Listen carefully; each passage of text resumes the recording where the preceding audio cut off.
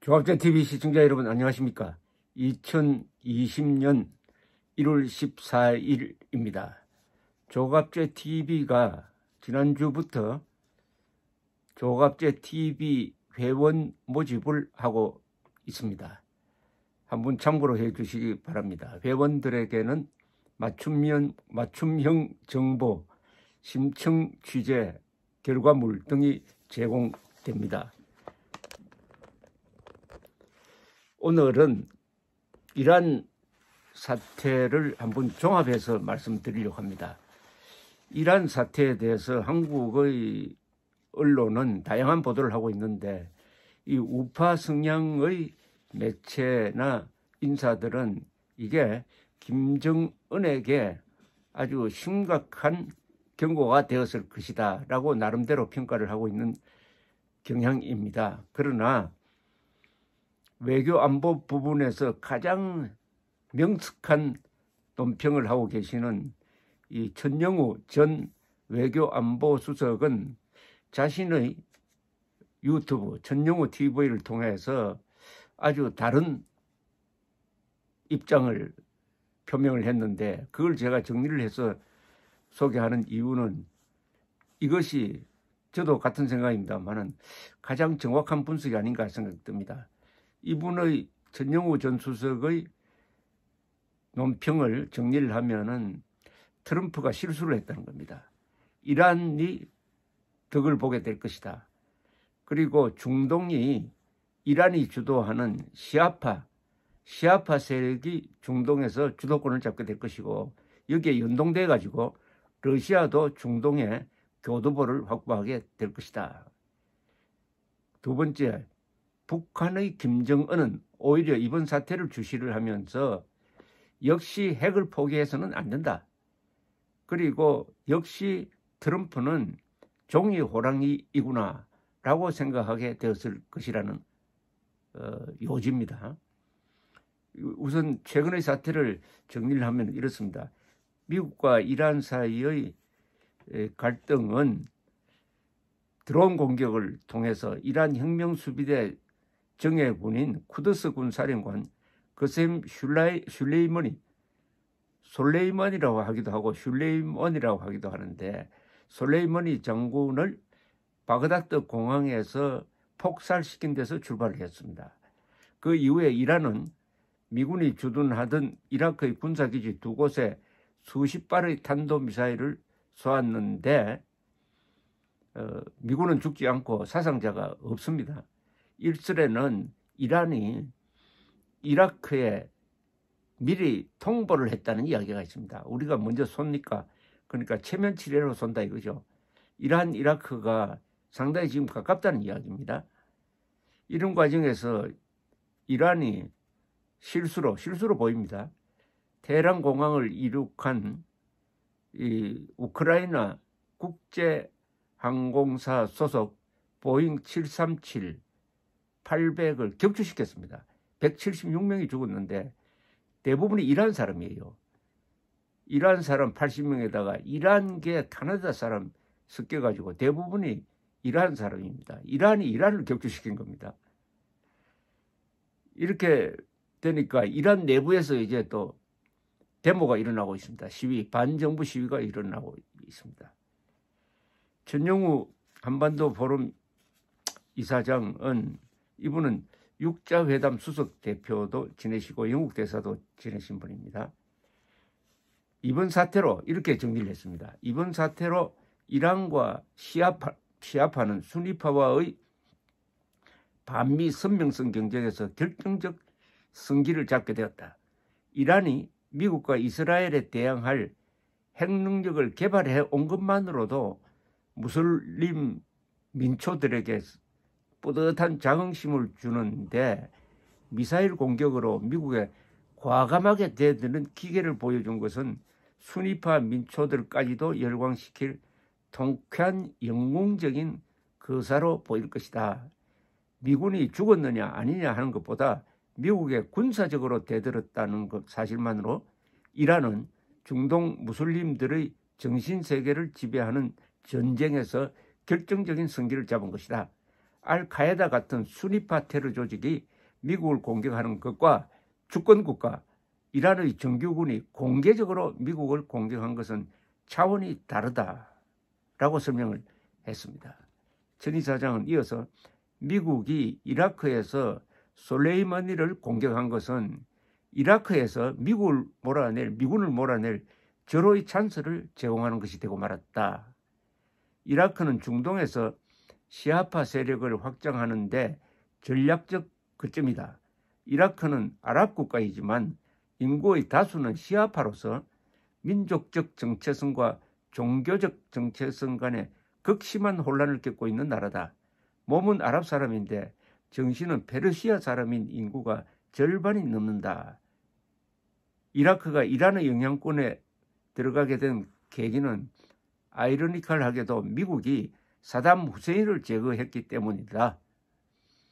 사담 후세인이 포압 정치를 한 것은 소수의 순위파 정권이 다수 시아파를 다스리려고 하다가 억압할 수밖에 없게 된 면이 있는데 미국이 그 사담 후세인을 몰아내버리니까 다수 시아파가 민주적으로 정권을 잡고 자연스럽게 옆에 있는 시아파의 종주국인 이란 영향권으로 편입이 되고 있는 상황이다. 이렇게 해서 중동의 전략 지형을 결정적으로 이란에 유리하게 지금 바꿔놓고 있다. 여기서 한 걸음 더 나가서 이란이 미국을 이라크에서 완전히 몰아내면은 중동이 이란의 천하가 될 판이다. 이렇게 정리를 했습니다.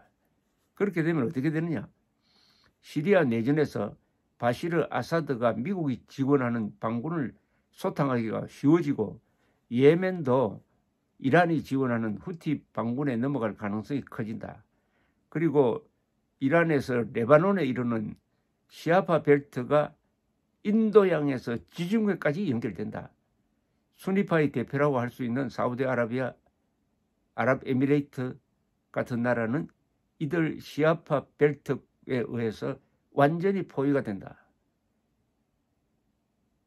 그러면서 트럼프가 시리아에서 미군을 성급하게 철수한 것도 시리아를 이란과 러시아에 내주는 결과를 초래한다는 점에서 전략적으로 큰 실책이었다. 결국 미국은 솔레이마니 사례를 계기로 중동은 인도양에서 지중해까지 이란과 러시아가 지배하는 세상이 되고 이란은 레바논의 헤즈볼라 무장단체를 프락치로 이용해서 이스라엘을 군사적으로 더욱 용이하게 괴롭히고 압박할 수 있는 입지를 확실하게 구축하게 되었다. 이것을 두고 미국이 이긴 작전이라고 할 수 있겠는가? 미국이 중동의 이슬람 세계 내에 이런 복잡하게 얽힌 인종적, 종파적 민감성과 복잡성을 제대로 이해하지 못하고 함부로 개입한 대가를 아마 혹독하게 치를 가능성이 있다라고 정리를 했습니다. 이 전용우 수석의 관점은 중동 정세를 기본적으로 수니파 대 시아파 대결로 보는 겁니다. 이슬람 전체에서는 수니파가 압도적으로 다수입니다. 한 85% 됩니다. 15%가 어디냐? 이란입니다. 이란은 무슬림 세계에서 아주 독특한 위치를 차지하고 있습니다. 우선 이란은 아랍 사람들이 아닙니다. 이란은 인종적으로는 오히려 서양의 게르만족과 가까운 아리안족입니다. 아리안족.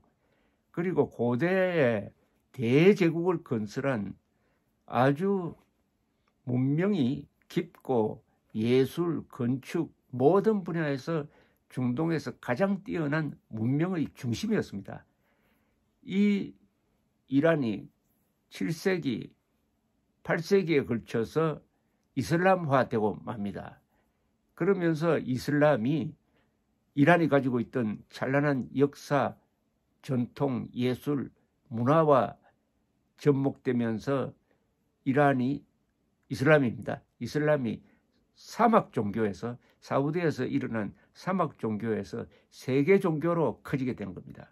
그래서 그 이슬람 세력이 유럽까지 진출해가지고 스페인을 한 800년 동안 지배할 수 있었던 그 힘이 바로 이란에서 나왔습니다. 이란에서. 근데 이란은 시아파예요. 자, 시아파인데 중동에서 시아파인 나라가 바로 옆에 있는 이라크입니다. 이라크. 근데 이라크는 후세인이라는 독재자가 있었어요. 이라크 전쟁까지 치르면서 그때는 미국이 이라크를 지원을 했습니다. 이라크가 이란의 시아파 확장을 막아왔습니다. 그런데 2003년 부시가 이라크로 쳐들어가서 사담 후세인을 정권을 붕괴시켜 버리니까, 시간이 점점 지나가 버리니까 그 이라크가 이란 영향권에 들어가고 말았습니다. 지금 이라크 수상은 트럼프 대통령과 통화하면서 이런 이야기를 했다는 겁니다. 우리의 친구인 미국은 5,000마일 바깥에 있다. 그런데 우리의 5,000년 친구인 이란이 바로 옆에 있다. 지정학적 조건을 무시하기가 힘들다. 이겁니다, 바로. 그러니까 후세인을 쫓아내기 위해서 전쟁을 벌려가지고 10년 동안 그 늪에 빠져가지고 미국은 약 2조 달러의 전비를 쓰고 한 5,000명 이상이 죽었습니다. 그 대가가 뭐냐? 결국 이라크를 이란에 넘겨줘가지고 미국이 가장 싫어하는 이란이 중동을 지배하도록 만들었다. 그러니까 미국의 이 정책 전문가들이 세계 전략을 펴면서 항상 실수하는 게 그 현장의 역사와 전통과 문화, 민족성에 대한 이해 없이 미국적 시각으로 전쟁을 시작하는 겁니다. 이게 월남에서도 실패를 했습니다. 월남에 미군이 개입하게 된 명분은 뭐냐면은, 월남이 공산화되면은 주변 국가가 다 도미노처럼 넘어지가지고 다 같이 공산화돼 버린다. 그러니까 막아야 된다.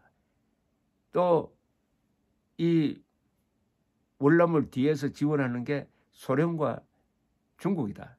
국제 공산주의 팽창을 막아야 된다. 이걸로 해가지고 사실은 미국으로서는 이 사활적 이해관계가 걸리지 않은 바이털 인터레스트가 없는 곳에 50만 명까지 보내가지고 전쟁을 치르다가 결국 5만 명 이상이 죽고 결국 지고 말았습니다. 그런데 어떻습니까? 월남은 중국과 지금 맞짱을 뜨고 있습니다. 오히려 월남이 있어가지고 중국의 팽창을 막아주고 있어요. 또 월남은 외세와 싸우면은 절대로 항복하지 않는 나라입니다. 역사와 전통이 있습니다.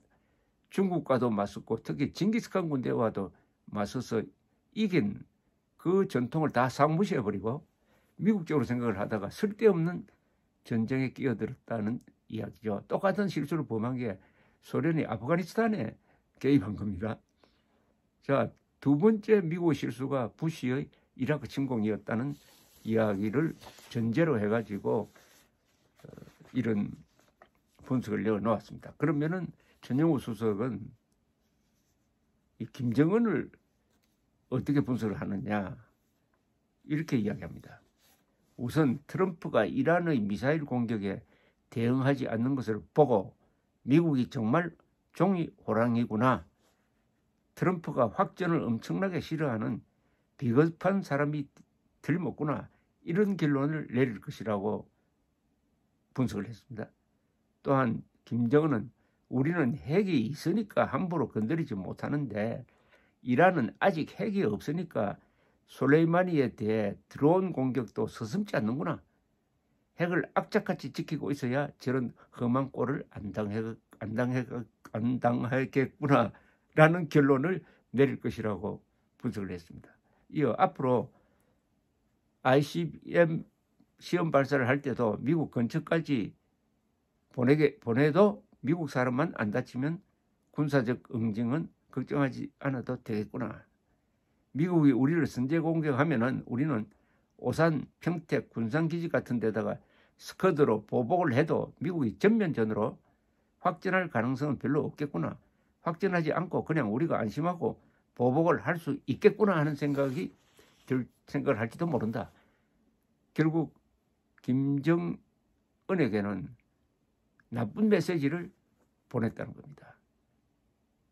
우리는 김정은도 슐레이머니처럼 당하지 않을까 전전긍긍할 거라고 생각을 했는데 천정우 수석은 반대로 해석을 합니다.